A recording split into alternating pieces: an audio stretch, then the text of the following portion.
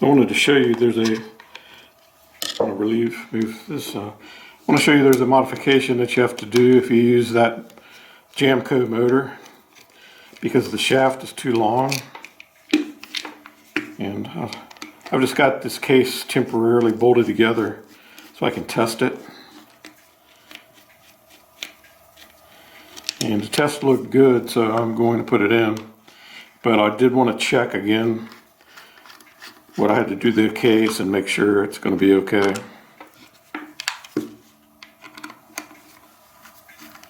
And also make sure I've got enough silicone. I've fixed the motor in place with some silicone. So there you can see right here the shaft is longer than it should be or needs to be. And you could trim that with a Dremel. I wouldn't recommend doing it when the gear's in there because it would heat up the shaft and make it not fit tightly. And so I elected to leave it alone, leave it long, and just kind of cut away a little of the case there. And I did it on both sides of the case, so when it clamps down, it's the axis can still spin. And I'm probably going to, while I've got it open, I'll probably put a little CA glue right there on that spot. It might be a good idea. But also on this case here, this is the upper part of the clamshell. You can see right in here I've cut it away, and that's where it's just to make sure there's a relief there. And I've also siliconed the motor right here down to the case, and when that dries, hopefully that will keep the motor from rotating.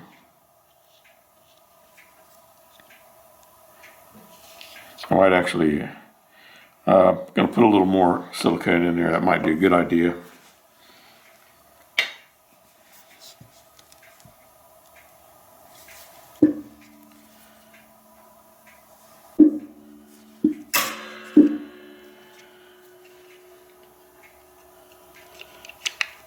I can just raise this up, and it had a fair amount of I think a double-sided tape in there or something before. I'll just put the silicone in there, and I'll let it cure 24 hours before I start trying to use it. There we go. That's the replacement motor in there.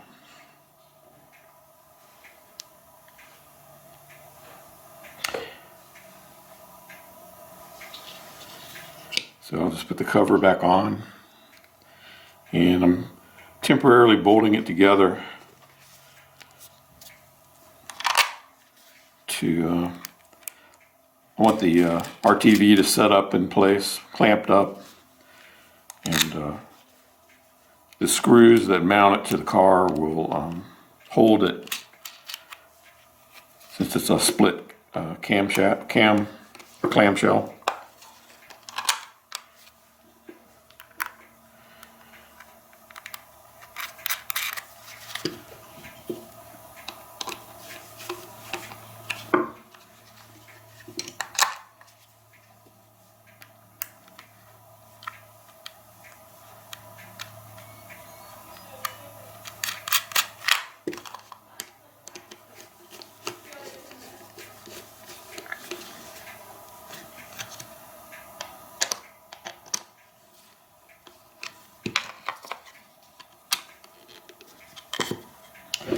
And then I've got a mark here on the shaft where this goes.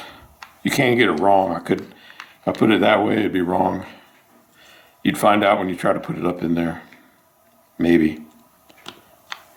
But I've got a mark that helps me know, which I've had this thing on and off so many times. But now I think it's ready to go. As soon as this RTV sets up, I'm going to install this into the car and then start to enjoy the HVAC part of the car.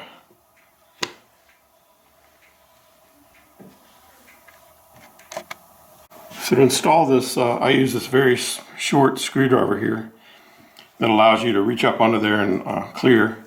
And also to make it easy on myself, I put little O-rings in here to make the screws captive.